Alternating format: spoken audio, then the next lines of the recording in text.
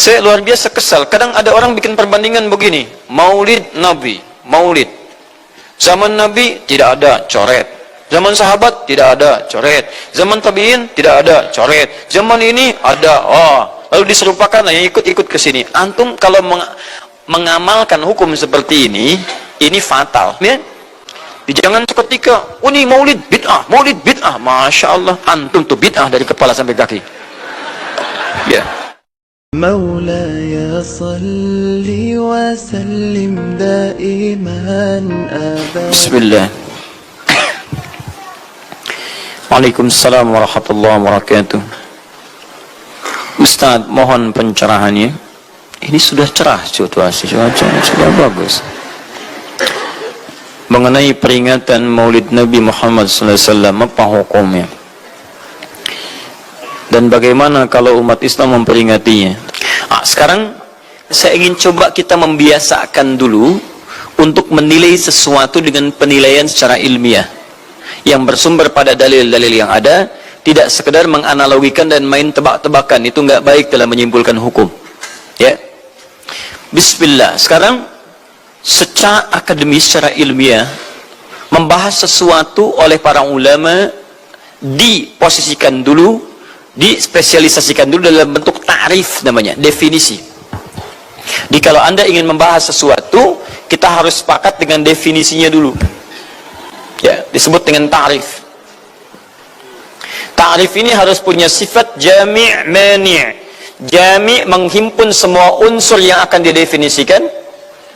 Mani' mengeluarkan segala hal yang tidak terkait dengan definisi, sehingga pembahasan kita akan fokus pada hal yang akan dibincangkan. Awas, hati-hati. Kita ingin berbicara tentang sesuatu, tapi kita tidak sepakat dengan definisinya. Bagaimana bisa menyimpulkan hukumnya? Dan kelemahan orang-orang sekarang, ketika berbicara hukum, dia tidak tahu apa yang dibincangkan. Sekarang misal, kita akan bertanya tentang maulid. Apa hukumnya maulid? Kita harus sepakati dulu apa itu maulid. Kalau antum paham tentang definisinya, maka keluarkan turunan hukumnya. Maka lebih mengerti di situ. Nah, sekarang maulid. Apa itu maulid? Sekarang begini, maulid atau maulud? Mana yang benar? Jadi kalau disebutkan maulid itu waktu kelahirannya. Kalau disebutkan maulud itu artinya bayi yang lahirnya. Jadi kalau disandingkan dengan kalimat maulidun nabi, artinya waktu lahirnya nabi. Jelas ya? Kalau mauludun nabi, maulud nabi itu artinya nabinya, nabi yang dilahirkan. Jelas? Jadi kalau Anda menolak maulid, menolak maulud dengan pengertian seperti ini, maka Anda keluar dari Islam. Kalau dalam hukum seperti ini, saya menentang maulid nabi, berarti Anda menentang kelahiran Nabi SAW. Saya menentang maulud nabi, berarti Anda berhadapan dengan Nabi, Anda musuh Nabi. Jadi kalau Anda dimaksudkan dengan kata maulud dan maulid, Anda tidak bisa menentangnya, bisanya menerima. Saya menerima. Menerima. Kenapa? Karena dalam pengertian bahasa, maulid itu artinya waktu kelahiran. Maulud artinya nabinya. Yang jadi clue persoalan kita terkait dengan pertanyaan ini, Anda bisa bayangkan, Nabi Isa 600 tahun sebelum lahirnya Nabi Muhammad SAW. Perhatikan, ikutan bahagia dengan kelahiran Nabi. Sampai kebahagiaannya diungkapkan pada umatnya. Anda bisa bayangkan, Nabi, Rasul, mukjizatnya hebat. Sekali usap penyakit sembuh, menghidupkan orang mati, keduanya dengan izin Allah Subhanahu wa taala. Bahagia dengan kelahiran Rasul sallallahu alaihi wasallam. Antum Nabi bukan, Rasul bukan. Maaf, tidak punya mukjizat seperti Nabi Isa. Mayat dipanggil-panggil enggak bangun, diusap penyakit makin sakit. Tuh, lalu antum tidak bahagia dengan kelahiran Nabi, antum siapa? Nabi Isa aja bahagia, masa antum bukan Nabi tidak bahagia? Dan hebatnya, ada orang bisa bahagia, nabinya belum lahir. Biasanya sifat bahagia dalam kelahiran itu setelah bayinya lahir, bukan sebelum lahir. Ya, jadi mustahil ada orang memberikan kabar gembira ketika bayinya belum lahir. Tapi kemuliaan Nabi Muhammad SAW menjadikan seorang Nabi Isa belum lahir, nabinya sudah merasakan gembira dan memberikan kebahagiaan pada umatnya. Kalau bukan Nabi Muhammad, mustahil ada kemuliaan tersendiri bagi Nabi Muhammad SAW. Setiap Rasul menantikannya, Nabi Isa menantikan, masa antum tidak menantikan itu? Jadi kalau ada orang menolak maulid dalam arti waktu kelahirannya, maka dia telah ingkar pada Nabi Muhammad SAW. Nabi Ibrahim, Nabi Ismail alaihi wassalam, keduanya meninggikan bangunan Ka'bah. Setelah selesai bangunan Ka'bah ditinggikan, keduanya berdoa di samping Ka'bah. Apa doanya? Doa maulud. Lahirnya, bayinya. Nabi terakhir yang lahir di samping Ka'bah, yang ditinggikan oleh keduanya. Ya. Wa idh yarfa'u Ibrahimul qawa'ida minal baiti wa Ismail, ayat 127-nya. Setelah selesai meninggikan bangunan pondasi Ka'bah ini, keduanya berdoa di samping Ka'bah. Di antara doanya ayat 129-nya. Rabbana wab'ath fihim rasulan minhum yatlu 'alaihim ayatika wa yu'allimuhumul kitab wal hikmah wa yuzakkihim innaka antal azizul hakim. Ya Allah, mohon utus seorang rasul dari kalangan mereka di tempat ini yang lahir di sekitaran ini. Jadi ada rasul yang lahir di dekat sekitaran Ka'bah. Hasil penelitian, tidak ada rasul satupun yang lahir di dekat Ka'bah kecuali Nabi Muhammad SAW. Ya, Anda bisa bayangkan nggak? Dua orang nabi, dua orang rasul. Gelar yang pertama Ibrahim alaihissalam Khalilullah, yang paling dekat dengan Allah.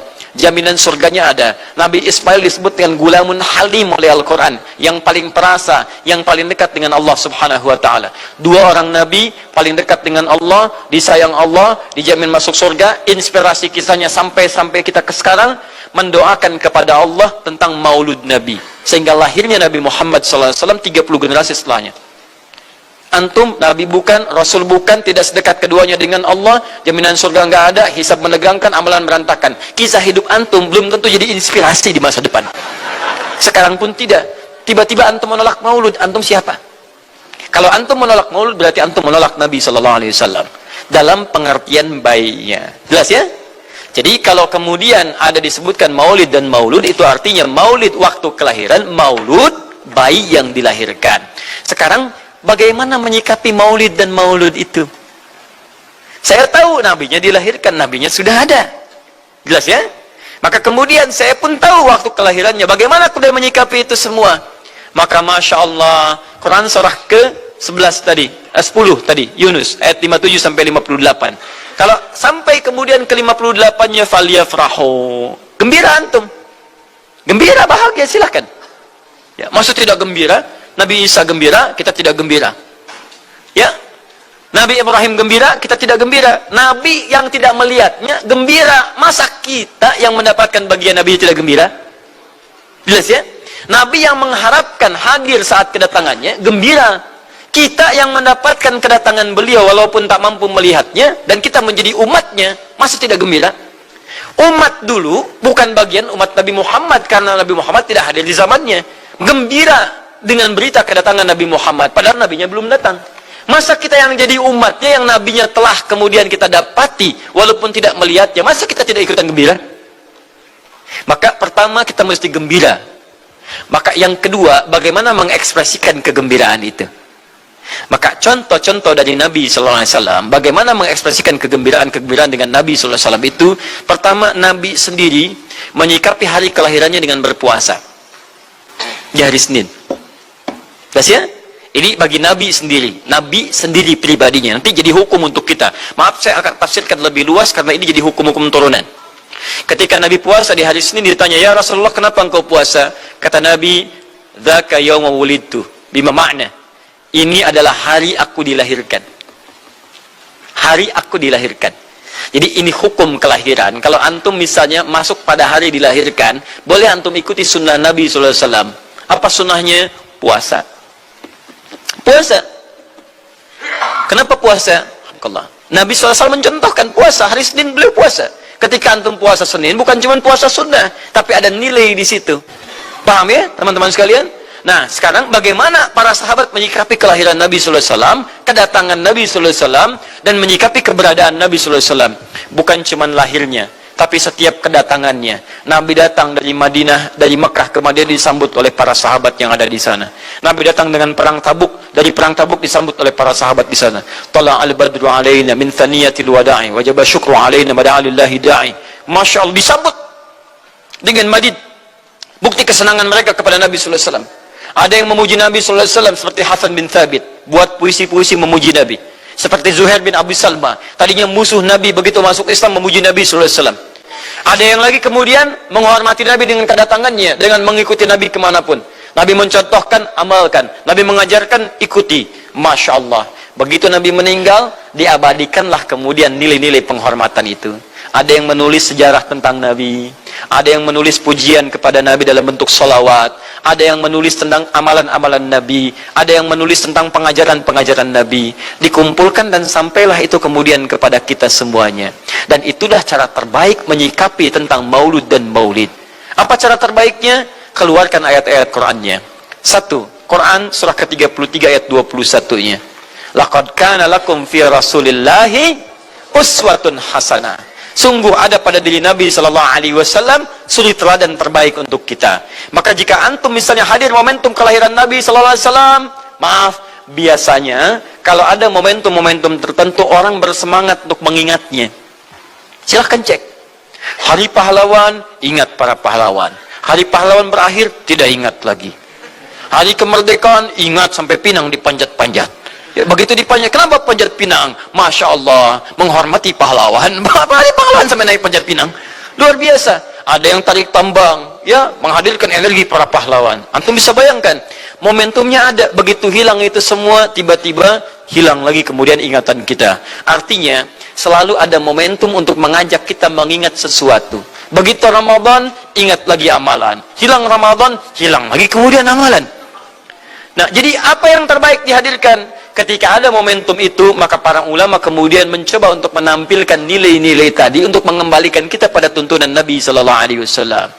Maka ditulislah kemudian sirah-sirah Nabi, disampaikan untuk mengenalkan Nabi Muhammad sallallahu alaihi wasallam. Mumpung mereka ingat, disampaikanlah pengajaran-pengajaran tentang Nabi. Disampaikan ada pujian-pujian salawat kepada Nabi. Kalau yang dimaksudkan tentang nilai-nilai ini, maka dari dulu sudah ada. Sudah ada. Dan yang sudah ada ini tidak dibatasi dengan waktu. Bukan muncul Rabiul Awal saja. Rabiul Awal ke Safar, datang lagi itu. Safar sebelumnya Safar, Rabiul Awal, kemudian ke Rabiul Akhir, muncul itu. Ke Jumada, muncul itu. Jadi maulid itu tidak dibatasi dengan waktu. Setiap waktu itu maulid. Maulud tidak dibatasi dengan waktu. Setiap waktu itu maulud. Tapi kalau ada momentum bersamaan dengan waktu kelahirannya, kemudian kita hidupkan untuk mengenal kepada Nabi dalam bentuk yang tadi disunahkan dalam Al-Quran dan Sunnah, itu tidak ada masalah. Yang ada masalah itu adalah ketika menghadirkan hal-hal yang bertentangan dengan Al-Quran dan Sunnah Nabi Sallallahu Alaihi Wasallam. Misal, maaf, dulu orang sudah terbiasa mengkaji tentang Nabi, menyampaikan risalah Nabi. Kemudian diisi misalnya, maaf, dengan hal-hal yang bertentangan dengan keadaan-keadaan Nabi. Misal, saya ingin mengajarkan tentang Nabi, tapi ketika mengajarkan tiba-tiba mengatakan, pada saat ini Nabi pun datang bergabung bersama kita. Itu yang tidak kita sepakati. Jelas ya? Misal yang kedua, antum nih, mohon maaf, kerja di instansi. Bertepatan dengan Maulid Nabi, kita adakan peringatan. Padahal antum cuma ingin mengeluarkan anggaran saja dari situ. Itu bid'ah. Bid'ah. Mengeluarkan anggaran, sekedar hanya ingin dapat anggaran untuk dalam momentum Maulid Nabi, itu yang bid'ah. Maulid bukan makan-makan. Jadi kalau antum mengadakan Maulid Nabi hanya sekedar untuk makan-makan, itu yang bid'ah. Tapi kalau antum ingin belajar menghadirkan momentum itu untuk mengisi ta'lim, sama aja dengan ta'lim kita sekarang.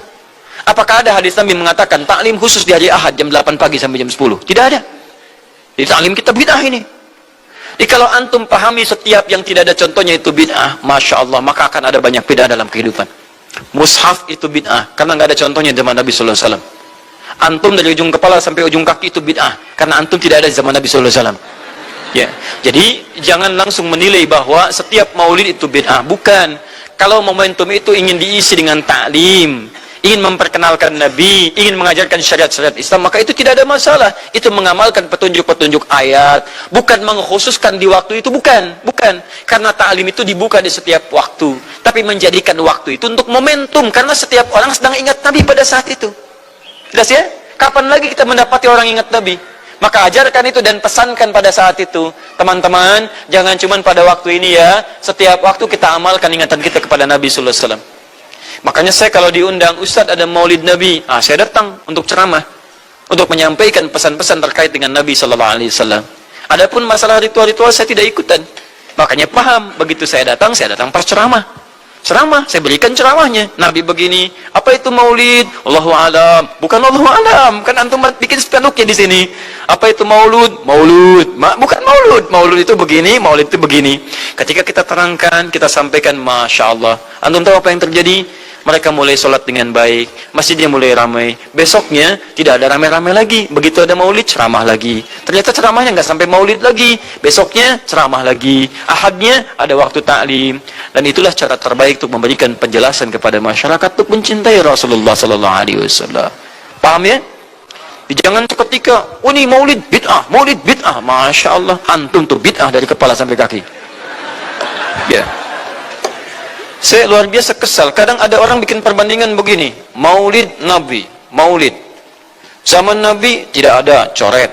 Zaman sahabat tidak ada coret. Zaman tabi'in tidak ada coret. Zaman ini ada. Lalu diserupakan yang ikut-ikut ke sini. Antum kalau mengamalkan hukum seperti ini fatal. Zakat pakai beras. Zaman Nabi coret. Zaman sahabat coret. Ya? Zaman tabi'in coret. Zaman ulama coret. Zaman antum ada bid'ah antum. Cara menyimpulkan hukum bukan seperti ini. Lihat turunannya, lihat dalilnya, lihat pemahamannya, lihat turunan-turunan fikihnya. Ya, bagaimana bisa zakat pakai beras ini jadi? Padahal contoh nggak ada, dalil nggak spesifik. Ayo coba temukan Nabi zakat pakai beras, temukan. Kalau antum menemukan, Masya Allah, saya bermohon kepada Allah supaya Allah mempercepat hajinya antum dan masuk surga tanpa hisab. Tiap hari saya doakan. Tidak cukup dengan amin, cari dulu. Cari di setiap hadis Nabi zakat pakai beras. Saya sampaikan pada antum, sampai kiamat kurang 2 hari, antum gak akan temukan. Sehari lagi buat sadar, ngapain nyari? Ya. Karena Nabi tidak pernah bersentuhan dengan beras. Silakan cari di kitab hadis palsu pun, sepalsu-palsunya nggak akan ditemukan. Capek pemalsu hadis mengarang hadis palsu tentang itu. Nggak akan didengar, nggak akan dilihat. Kenapa? Karena tidak ada. Ya, kata Muawiyah, hadza irqun, itu makanan pokok. Nabi zakat pakai kurma, pakai gandum. Ya, lihat, karena itu makanan pokoknya. Makanya setiap makanan pokok yang digunakan, kata para ulama, mendekati kaidah usul fikihnya. Lihat, kaidah usul fikih diambil di sini. Setiap yang punya keserupaan dengan itu, sekalipun teksnya tidak jelas langsung menunjuk, itu ada isyarat, namanya qarinah namanya. Kalau ada isyarat menunjukkan kepada itu, maka boleh digunakan sebagai alternatif lain dari makanan pokok yang tidak didapati di masa kita dengan generasi yang berbeda. Tapi kalau makanannya sama di setiap generasi, dia zakatnya pakai itu. Makanya orang Arab sampai sekarang pakai kurma, ada yang pakai gandum. Kita makanan pokoknya bukan itu. Antum makanan pokoknya apa? Beras. Masya Allah, beras. Baik pemirsa, beras itu makanan pokok bagi hewan yang bertembolok, ya. Ayam, bebek itu beras. Baik, makanan kita nasi. Dan nasi bersumber dari beras. Baik, nasi bersumber dari beras. Jadi kalau kita ingin zakat pakai beras, boleh tidak? Nah, lihat bagaimana cara pendekatannya. Dalil belum ditemukan aslinya. Seperti maulid tadi, menyikapi dengan taklim macam-macam, nggak ada nas aslinya. Tapi qarinahnya ditemukan, sama-sama makanan pokok, sama-sama taklim, sama-sama meminta untuk ikut ajaran, sama-sama mereka ingat tentang Nabi SAW. Maka semua hukum itu kita terapkan, jadilah hukum terapan dalam kehidupan kita. Paham? Dan itu tidak disebut dengan bid'ah. Jelas ya?